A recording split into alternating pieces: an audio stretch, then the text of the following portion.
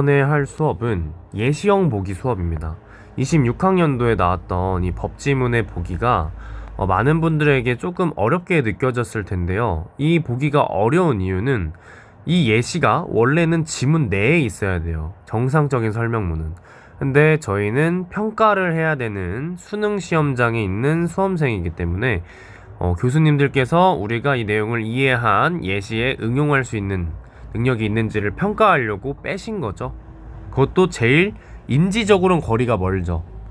제일 마지막 문제니까 사실상. 그쵸? 다 일반적으로는 이렇게 풀고 여기로 오잖아요.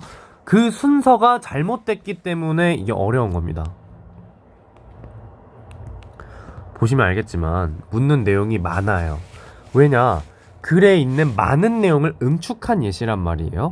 그렇기 때문에 이 문제를 잘 풀려면요, 아무 생각 없이 읽다가 이걸 보고 글로 돌아가서 이게 뭐였지 하는 게 아니라요, 예시에 있는 내용을 미리 보고 이 예시에서 묻는 내용을 그래서 설명해 줄 때 바로바로 대응을 하면서 예시를 대입해서 미리 풀어야 합니다. 문제를.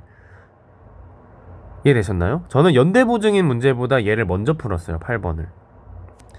어떻게 푸는지 한번 유류분과의 비교를 통해서 알려드릴 건데, 유류분도 똑같습니다. 유류분도 예시를 먼저 분석을 해야 돼요. 가볼게요. 갑의 재산으로는 A 물건, B 물건이 있었고 나머지는 신경 쓰지 마라.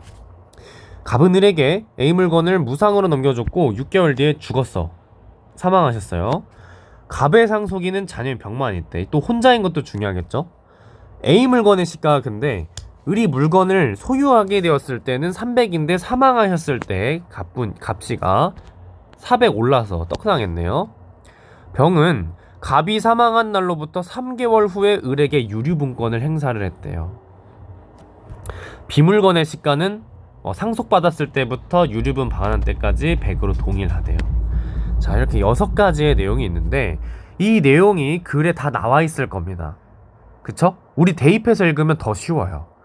그래서 선지에서 뭘 묻고 싶냐, 이 시가가 700으로 올라간 게 노력과 관련이 있냐 없냐를 일단 물어보고 싶은 거예요. 가볼게요. 시가의 상승이 노력과 무관하냐, 노력과 관련이 있냐. 그랬을 때 두 번째로 묻고자 하는 건 뭐냐, 유류분 부족액과 반환 대상의 지분 계산은 어떻게 하냐예요. 유류분 부족액은 뭐냐? 지분은 뭐냐? 유류분 부족액은 뭐냐? 지분은 뭐냐? 이걸 묻는 거야. 별거 없지 않나요? 우리는 지금 부족액, 지분, 노력에 대한 설명이 나올 때마다 그냥 갑자기 급 보기가 막 땡겨야 되는 거예요. 그걸 한번 보여드리겠습니다. 자, 여기는 유류분의 개념을 처음에 말해줘요. 그 다음에 유류분의 법적인 그 계산 개념을 말해주는데, 읽다가 보면요, 유류분 부족액이 나옵니다. 유류분 부족액이 뭐래요? 유류분에 해당하는 이익에서 상속받은 거를 빼래. 사실 이미 상속받은 건 그 비물건이겠지? 보기를 대입하면은 유류분 계산하러 가야 되니까 여기를 봐야 돼. 유류분은 피상속인인 갑, 대입해서 읽는 게 훨씬 쉽습니다. 보기를 미리 푸는 거예요. 무상 처분을 안 했다고 가정하면 A와 B를 받죠. 병은 상속인은 병입니다. 이거를 법으로 보장해 준 건데 실제로 한 명만 있어요. 병 외동이죠. 그 절반만 해준대. 2분의 A 플러스 B니까 유류분은 지금 300 아니면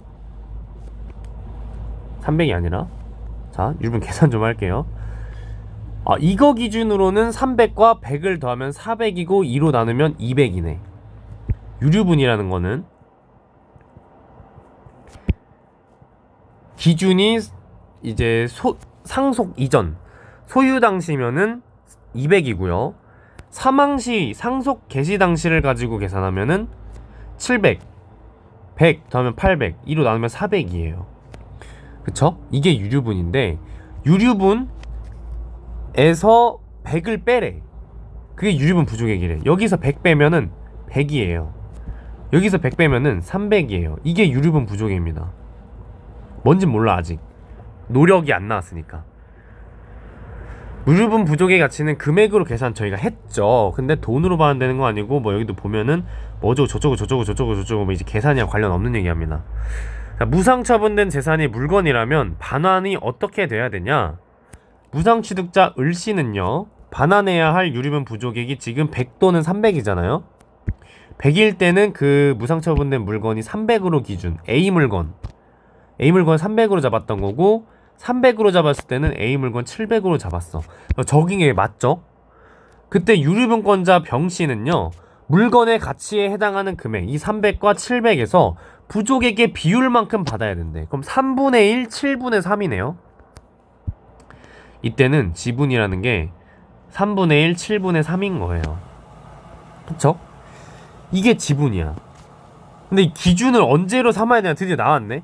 부족액 계산을 이렇게 시가가 300에서 700으로 변동했으면 어떻게 해야 되냐. 원칙적으로 상속 개시 당시니까 700으로 하는 게 원칙이래.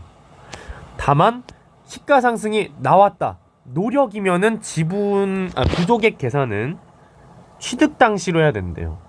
자, 끝났어요.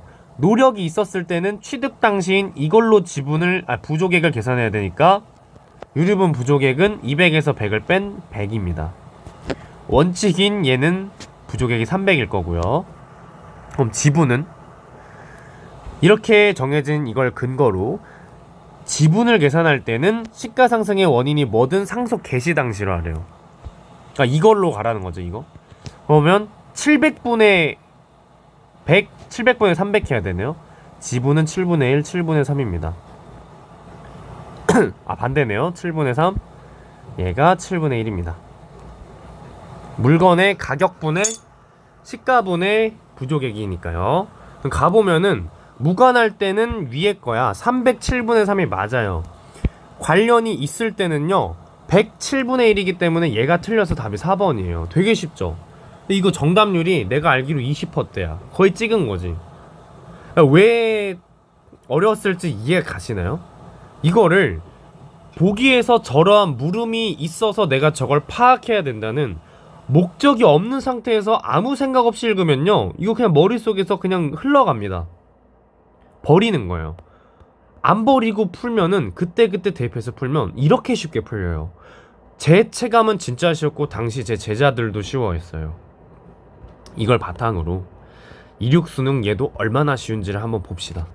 자, 8번 보면은 갑이 예술품을 4년 동안 한 점씩 주고 500씩 받기로 했어, 을한테. 근데 을은 소장 목적이야. 이것도 조건 중 하나겠죠. 그래서 갑이 을한테 야 담보해줘 하니까 병한테 보증을 서달라 하고, 병은 그냥 호의로 해줬대요. 갑과 보증계약을 했습니다. 그러니까 을은 매매를 하고 있는 거고요. 갑과 병씨는요, 보증관계인 거예요. 이게 갑이 을에게 납품을 하고 2년간 돈도 받았는데 나머지 2년간은 돈을 못 받았어. 그래서 아니 왜 근데 병한테 먼저 달라 하냐? 을이 아니라 병한테 1000만원 내놔, 2년치 내놔 하고 있어요. 이거 가지고 뭘 물어보겠다는 거냐? 하자가 있을 때 하자와 갑의 행위가 관련이 있냐? 첫 번째는 하자가 있다. 갑과 관련이 있냐? 행위가. 갑과 무관이 하냐가 아니라 무관하냐. 자, 할 때 뭘 묻겠냐는 거냐면, 을이 알았어, 하자를 처음부터. 그리고 목적을 달성할 수 있어, 이거 묻네요.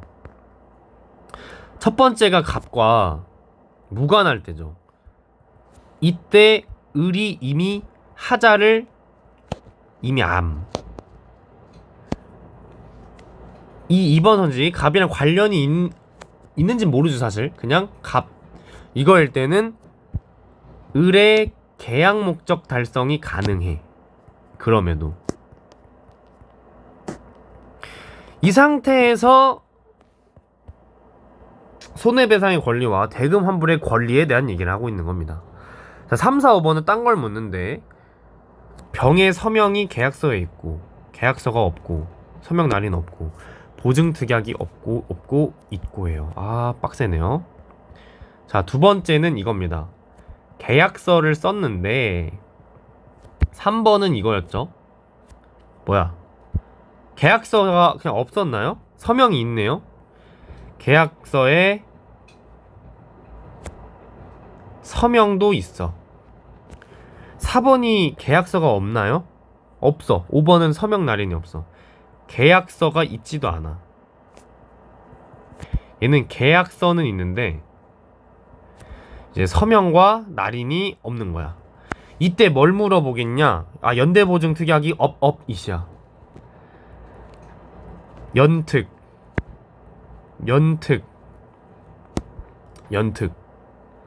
이게 있어 없어? 이시죠? 이시야. 이럴 때 무효의 주장, 거절에 대한 거, 지급 의무에 대한 겁니다. 그죠? 거절과 무효와 이제 지급 의무에 대한 거를 묻겠다 이거예요. 자, 이게 목적이 되면요, 하자 얘기가 나올 때 그냥 바로 그냥 보기가 막 떠오릅니다. 이게 학습된 친구들은. 자, 유상계약에 서로 대가를 주고받아야 되는데 당사자가 유상계약의 일종의 매매계약이 복이잖아. 목적물이 그림이잖아. 체결 당시부터 있던 하자가 있어서 값어치가 안 되면 매도인 갑은 발생 원인이 뭐든 간에 지 때문이든 아니든 담보 책임을 지래요. 둘 다 담보 책임이 있습니다. 그쵸? 자, 져야 되는데 그 책임의 내용은 손해배상 원칙이고요. 하자로 인해 목적을 달성 없으면, 그래서 반대로 있으면을 물어본 거야. 없으면 파기하고 환불 청구가 가능하다는데 있으면 안 된다죠. 그래서 있기 때문에 파기 안 되고요. 환불 청구 안 됩니다. 자, 그 다음에 다만 매수인이 계약 체결 당시에 알았어. 그럼 담보 책임이 없어. 그냥 이거 알았어. 그럼 담보 책임이 없어. 그러니까 손해배상 할 필요가 없죠. 원칙은 손해배상이니까. 이거 풀러 가보겠습니다. 자, 1번 알 수 있었어. 손해배상 안 해도 되나? 맞죠? 달성할 수 있어. 환불받을 권리가 없어. 맞죠? 1, 2번 답이 아닙니다. 그래서 읽다 보면 나에서 계약서 얘기가 나옵니다.